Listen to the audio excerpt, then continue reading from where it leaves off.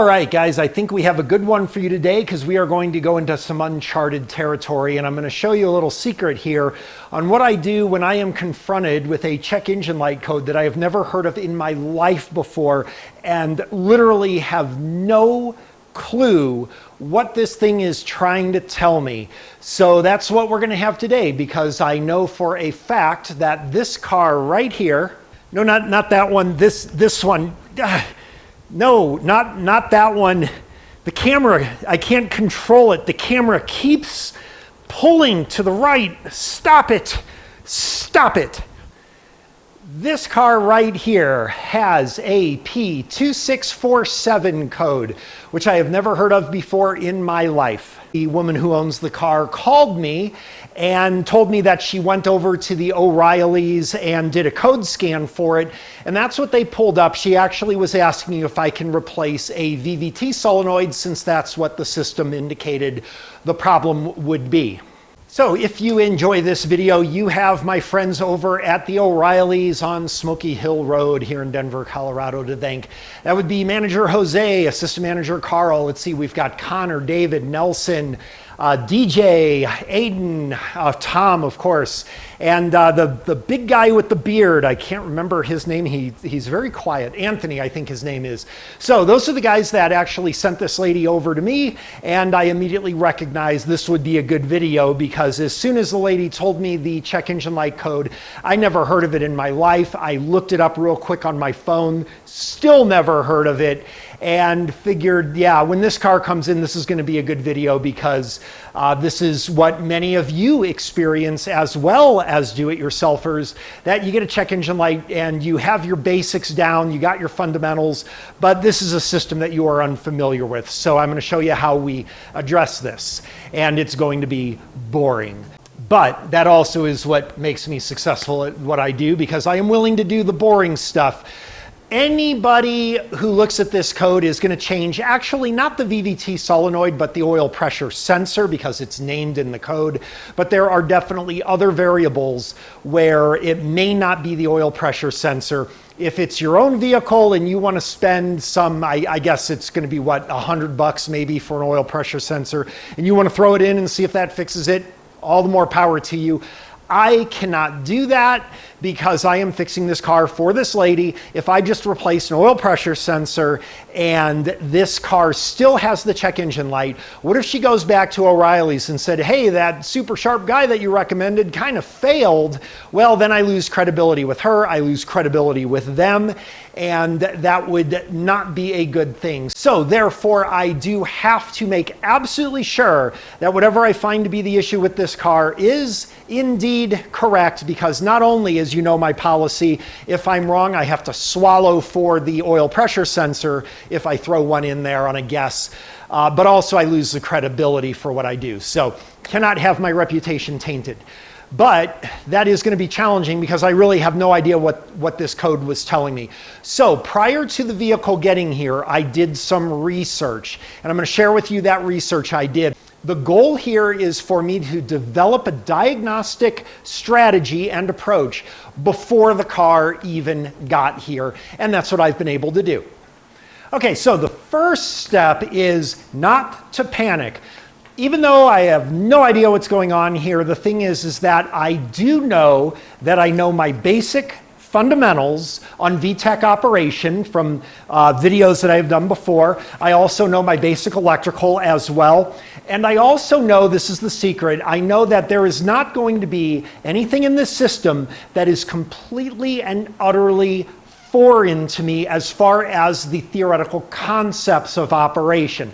So that is, this isn't going to run off of some kind of nuclear isotope or something like that. This is going to still, whatever this system is, run off of basic principles. It's not going to defy the laws of electricity that I am familiar with. And once I learn the system, I know that I will be able to apply my fundamentals and figure this thing out. All right, and when we do our actual research, we see that this is actually very simple, and just this diagram here alone is going to list out all of the variables that I need to know in order to confidently do my testing and conclusively know what the cause is of this issue.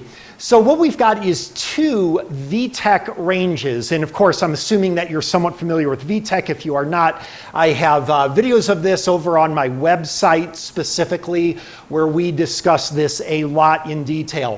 What I was not familiar with is this. This is what is new to me on this particular car, and I'm sure that it is on many others. It's this rocker arm oil pressure switch here. And basically what this is this VTEC system using oil pressure through a solenoid right here. This is obviously a solenoid here. I did not draw this, by the way. This is from the actual factory service manual, incidentally. I did not draw this. But we can see this solenoid here. Right now the solenoid is closed. We're shutting off our oil from the oil pump here. This means we've got no oil pressure here to the camshaft and also to this switch here as well. So the switch defaults to an on position in this state. And this is our normal low range VTEC. This will be idle and low range driving, definitely not hitting the gas pedal all the way to the floor, that kind of thing, just regular normal driving. Now, when you aggressively push that gas pedal down enough and you get your engine load up to a certain point, it then switches to a high range VTEC. And what it does in the high range VTEC is here we see that this solenoid here has been commanded open. So the PCM commands this solenoid open. This now allows the oil to go to the camshaft, and this will improve your performance in that range and the fuel economy in that range once that VTEC kicks in. Oh my God, I can't believe that I just said that. Holy crap. Yo, I saw that Hellcat dog, but you just wait till my VTEC kicks in. Yo, then what's up? I've been dealing with it all my life, man. And then 6.5 seconds later, they come up and they brag about their fuel economy. All right, so where were we? Yes, so with the VTEC engaged now, we see that we've got our oil to the camshaft. We've also now got oil pressure to this switch, which turns it off. Now, this is a very, very helpful thing because we see what our variables are now. Our variables will be either this, so let's see, we've got, it's reading two, let's take a look at the code real quick because now I forget. We've got a high voltage on the, it's P2647 high voltage. So that tells us what we need to know. We don't have to look at the code yet, but we will. So if it's high voltage, we know that the rocker arm oil pressure switch is going to be open in that case. So when this oil pressure pushes on the switch, it actually will push the switch open. So in its native state over here, that switch is going to be closed because we would then have low voltage with the switch actually closed there versus an open switch here, which would cause a high voltage event. So we know that our variables could be that this oil pressure switch is stuck in this position here. It's stuck in the off position. That would be the most likely cause, I'm thinking. Now, another possibility is that this solenoid here is stuck in this on position. So no matter what is happening, we are always having this oil pressure, which is going to the camshaft and that sensor. There's just one problem that I have with this, and that is that the car runs perfectly fine. So almost guaranteed we do not have a mechanical hydraulics issue, because if this was happening, if this is always the state and we always have actual oil pressure that the switch is accurately reporting, I would expect that this car would really have a lot of trouble idling. So it does not, I can tell you. It actually drives perfectly fine. So I believe that more likely we don't have a hydraulics issue here. I believe the hydraulics are working. The purpose of this switch is to report that those hydraulics are working and the switch is not reporting accurately. Now, there are some other things too, and I actually even have a video of this. In most of these VVT systems, this isn't as clean and clear and crisp as it shows here. The oil actually passes through some filter screens to make sure that the filter screens catch any debris or contamination. And if the filter screens are clogged, you can definitely have some issues. However, again, we can use logic and reasoning to think about this. If we have an issue with the oil pressure being high all the time as a result of a screen, only the return screen would be clogged, and technically also the inlet screen too, because we would build up pressure eventually there. But that would, I expect, cause drivability performances. It would be really hard to explain the screens being clogged, which is one of the first things that a lot of people are going to do with this. They're going to do an oil flush after they replace the sensor and that doesn't work. They're going to do screen cleaning and stuff like that. I'm not saying that that's not possible. It absolutely is possible.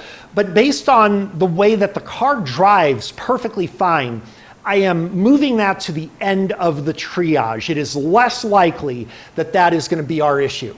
All right, what's another reason that the rocker arm oil pressure switch would be off? Well, that would be any kind of open in the circuit. Open ground in the circuit could certainly do that. Open power in the circuit. What we're not going to have, of course, because we would have low voltage with the switch in the on position, we're not going to have like a short to ground or something like that. This is going to have to be an open in the system if it is electrical. The open also could be the switch is just plain stuck open, which I think is the more likely explanation. And of course, a final thing could be some kind of leakage past this valve here, this solenoid, where the oil pressure is always going on, even if the oil control solenoid is functioning properly, maybe some kind of leakage with that. Failed oil control solenoid definitely would be a potential concern, except again for the fact that either of those explanations require that we have high pressure in our system causing the high VTEC range. We would see drivability problems at idle, and in the low range we don't see that. So I really I'm not discounting those, but I'm really not so much in favor of that right now. Okay, so just from this, we have a strategy. I definitely want to take a look at the performance of this switch and see if we can, I don't know if we're going to be able to get away with just revving the engine up to 4,000 RPM or something and triggering that VTEC. More likely we're going to have to drive it, but I want to see that we get performance with that oil pressure switch in the correct state, and of course from the solenoid in that correct state. So one of the things now that we need to do is we need to understand this oil pressure switch. I need to understand, is this going to be a potentiometer, or is this just a straight on-off switch so that we are just looking at voltage drop on the circuit when the switch closes? So we need a wire diagram. Oh, a couple things. So of course, yes, of course, VTEC system. How come you're not going to check the oil, man? You didn't check the oil. Okay, with this code, how is that going to happen from low oil level? How is that possible? Please explain that to me. It is not, we'll check the oil, but it's not going to be a low oil level. It's a high voltage circuit code. And we just saw how this works, okay? It's not going to be an oil level issue. The other thing that I found is this. This is the actual service manual flow chart, I guess you call it, for doing this. And this wants us to do clearing the code and then doing a VTEC test, seeing if it comes back and all that. It then goes immediately to doing an oil pressure check, which is stupid in my opinion. It's not stupid. We will absolutely do an oil pressure test at that switch location if we find that the switch is operating properly. Yeah, of course, then that would be the obvious next step to do. Why you would start with that though, that is beyond me. And then it goes on to all this other stuff, including checking your PCM connections, everything like that. I'm going to use a simple DVOM and I'm going to look and see that there's voltage on the circuit for that switch. This isn't incorrect, but it's really, the approach to it seems really illogical to me. All right, let's get to the wire diagram. All right, so that looks like rocker arm oil switch right there. Let me zoom in here. So the wire diagram I have not looked up yet, so we are now all caught up. You know as much as I do now. And yeah, this is not a potentiometer, we can see. How do we know? Of course, it doesn't have 3 wires. So this is a very simple, it's an on-off switch, like a wall switch for a light. Very simple switch. We can see here this goes to a chassis ground. Very interesting. So if that goes to a chassis ground, we see this is our normal state that the switch is in. So this means that our switch should be in the on position. Is that right? I closed out that screen, but from our data here, we see that that switch, the rocker arm oil pressure switch, that is the on position, that is the default position. So we should see that on. Now, the very fact that this goes to an engine ground, and it looks like we've got different connections here based on whether you've got automatic or manual transmission. This is an automatic. But because that goes to a ground, then I don't even have to look any further than this. This is going to be a power feed. It has to be a power feed. And where is the power feed from, you guys who always tell me to check fuses? Where is that coming from? It's coming from the PCM. It has to. It has to come from the PCM. How can that not come from the PCM? Because how does the engine computer know that this switch was stuck in a high voltage position? It had to have come from the PCM. It didn't come from the ground because that goes to the chassis. So that is going to go to the computer. I don't know if that's going to be a 5 volt. I'm sure that it is, but that will go to the PCM. I don't even have to look, but I will. Going to highlight that. We see it goes to this page and to this page, right to the computer. We see, I don't know what that is, VTEC. I'm going to say that's VTEC pressure switch. Goes right to the PCM. Now, there's nothing useful here other than we know that's a power source from the PCM, but we don't know the voltage. But that's why I'm not going to go check fuses. There's no fuse to check. If the fuse is blown, it's the fuse for the entire engine computer. All right, so again, logic and reasoning. All right, so what we need to do now is we have more than enough information to go ahead and look and see what is wrong with this car. All right, I feel like using my Autel again. I haven't used this for a little while and I like it. Okay, let's go to our control unit here, go to our engine. Let's go to our trouble codes. Okay, and you can see that we've got our permanent and temporary codes here for rocker arm pressure switch high voltage. Again, that high voltage telling me that this thing would be stuck open. There is a freeze frame on here. That will not be useful, but we're going to look anyway. Well, no, actually, this is useful. This is hugely useful in that we are showing this code without the engine even running, because we have 0 RPM, no miles an hour. This is absolutely, without question, 100% an electrical problem. This is going to be a bad sensor.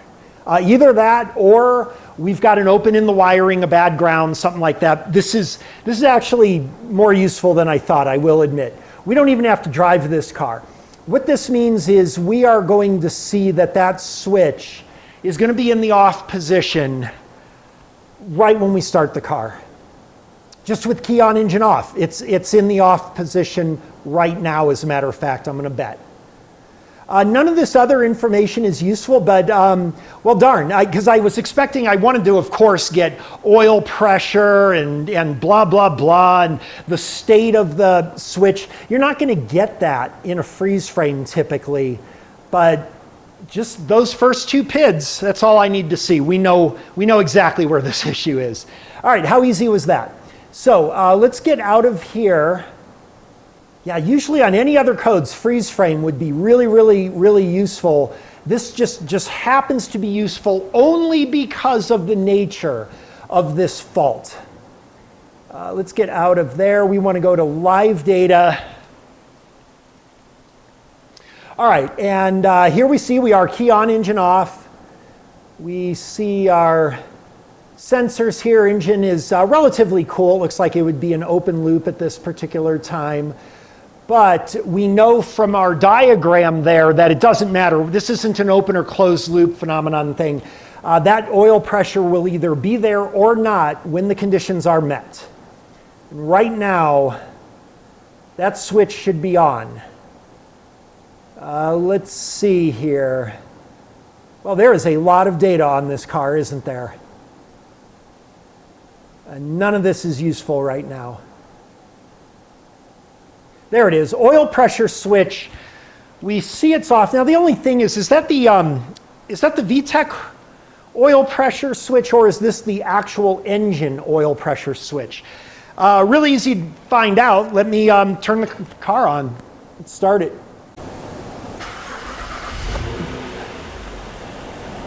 Okay, we turn the car on. We see the oil pressure switch turns on. So I'm thinking that either it's working now or that's not our, there it is, VTEC pressure switch. So this is our regular engine oil pressure switch. And we have the engine running right now, and we see right now we have a problem. We have a big problem. This is our VTEC solenoid valve. This is our VTEC pressure switch. It is impossible for both of those to be on and both of them to be off at the same time, according to the diagram that we just studied. So this state that it's in right now, we should be in our normal state because we're idling. The idle is perfectly fine. There is nothing wrong with the engine idle. Let's give it a little gas. Yeah, drives perfectly fine. Now it doesn't look like I'm able to trigger the VTEC solenoid valve though. And I don't anticipate I would be able to. No. I'm unable to trigger the VTEC solenoid valve. Now, remember, that solenoid valve is a commanded position. That doesn't necessarily mean its actual position. That is what it is commanded. But we know that that is in an off position because the engine is not having any issues. We cannot have that switch be off and the pressure switch be off. That is impossible on the hydraulics diagram. All right, we're going to turn the key off, get the ignition back to on, and we know where we need to look now. Is there any other useful data here?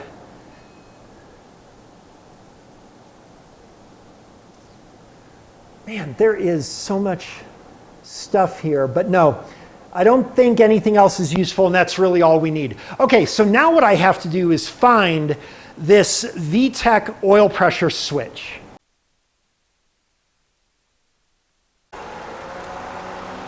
Okay, got the engine running here, and we have, wow, we have basically battery voltage here. Did not expect that, but that is interesting, but that is on the harness side of our sensor. So what does this tell us? Do we have an electrical issue with our wiring? Well, absolutely not. Absolutely not. I'm connected into the feed and the ground for the connector. We have feed, we have ground. So this is going to be a bad pressure sensor switch, no question about it. And what I'm going to do now is go ahead and remove that sensor. And what are we going to find when I remove that sensor and I do a continuity test on it? What are we going to find? We are going to find that that sensor is open. It should by default be closed. So let's go ahead and do that. All right, let's check that we don't have any glare here. All right, we've got our old oil pressure sensor right there. We already know that that's the problem. So I went ahead and I got a new oil, oh, there's an O-ring there. We need to be careful. There's an O-ring, now that O-ring is probably still stuck on there, so something to be careful of there. Didn't realize that. But I got our new sensor here because we already know this is going to be bad. I think we'll start off with our new sensor. We know there better be continuity on this. Either my service information is wrong or this sensor is bad out of the box, right? So, and there is continuity on it. Let's see, we get, I'm measuring 0.5 ohms. And I know that I've got a little bit of an issue with one of the wires on my meter where it has like about a 1/2 ohm of resistance. I need to get new wires here, but let's check that one more time. Essentially, this is going to be 0 ohms, really, if I subtract out for my wiring issue here, whatever that is. As a matter of fact, just to be 100% certain, I am going to get a different DVOM. All right, and that is because based on our understanding of this system, we know there shouldn't be any resistance at all. So I really do want to show that. All right, so using our good DVOM, yeah, we see that there are no ohms of resistance. Obviously, this switch is closed. As we expect, our service information is accurate. This is not going to show that. This is going to show a out of limit. And nope, no dice, nothing showing there. So see if we can maybe coax this thing into operation here. Oh, well, check that out. Yeah, I got 0.1 ohms now. All right, well, now it's working. The only trouble is that, obviously, I don't trust this for the customer. I believe most likely what's going to happen, obviously a bad switch and it was stuck. We freed it up, but once we get it in there and the VTEC is activated again, it's probably going to stick again, I would imagine. All right, well, that does that. We know 100% certain that that sensor is bad. However, we don't know 100% certain it will totally fix the car. We need to do a couple things. We need to put this in and then verify that now we get the switch showing on as it should. But then we also do have to drive the car and activate the VTEC and make sure that this turns off when the VTEC engages as we know it should, and then returns back to the on position once the VTEC disengages. So if we do that, we will be 100% certain that this car is not coming back to us and my reputation will be upheld. All right, let's go ahead and put this back in. All right, sorry, the camera work's gonna get a little rough here for a little bit as I have to hold the camera. But we've cleared the trouble codes, just checking to make sure that no trouble codes came back on. They didn't. We're going to go right to our live data here. And let's pull engine and vehicle speed, simply because these are PIDs. Remember, we're no longer really testing that sensor. I know that that sensor is fixed. I need to make sure that the VVT system works other than the sensor. So we are going to get some data here. Fuel cut, that won't apply in our situation, but that can be useful for some VVT systems that operate differently than what we described on this one, where basically during some cruise events, if you're just coasting along or something, it'll actually disable the oil control to the rocker arms in order to actually stop the rocker arm activity. Basically, it stops the valves. And this way you are not, you're kind of like turning the engine off while you're driving, so to speak. And that's not what this one is. We know this is just a high and low activity one. But that would have come in useful. There it is, oil pressure switch. We know that's the engine oil pressure. There it is. Look at that right there. On. See that? On right there. VTEC solenoid is off. Again, we just saw when we did our homework, those cannot be on or off together. It's impossible. So now this is working. What we need to do now is make sure that they can switch positions, that the VTEC solenoid valve turns on, and when it does, the switch turns off. That'll be interesting because this will be right here on the solenoid valve, a commanded result. We don't know that that result is actually happening, except for the fact that the switch is a mechanical result. If that switch turns to off, we know the command for the VTEC solenoid valve did actually make it mechanically happen. So I think that's all we need. I think we're good there. Okay, so what we need to do now is we've got this first part resolved. We just need to make sure that it behaves properly. So let's go for a ride. All right, we want to get to a place where we can kind of get on this thing because, again, we need to activate the high VTEC activity here. So there's a perfect spot right around this roundabout here for doing that. Hopefully we don't get stuck behind some slow poke, and I hope these guys know how a roundabout works. They do. All right, we're gonna let this Lexus get a little bit up in front of us. Oh my God, he's driving like a Sunday driver. Come on, dude. Okay, that should be enough. All right, we want to engage our VTEC now, so what I'm gonna do is floor it. Let's get you on the scan tool. Flooring it, we should hit our solenoid on. There's our off. That's what I wanted to see. When I lit off the gas pedal, these should reverse, and they do, and we are done. That worked perfect. All right, so what I believe happened, of course, is that at some point they were doing exactly that. Maybe not quite as heavy throttle, I would assume, but it did engage the VTEC system, and that oil pressure switch turned off as it should. But then when it was disengaged, something happened where that oil pressure switch never turned back on. It stuck in the off position, set the check engine code. Also at the time they had mentioned that some kind of a transmission or all-wheel drive code came on as well. And I would say that that would absolutely be expected, because typical, when you get the check engine light on, a lot of vehicle stability will be disabled and things like that. So nothing to worry about there. That is also fixed sort of indirectly as a result of this. All right, that'll conclude this video. Thanks very much for watching. Thanks to my friends at O'Reilly's for sending this customer and this awesome case study to us. And we will see you next time.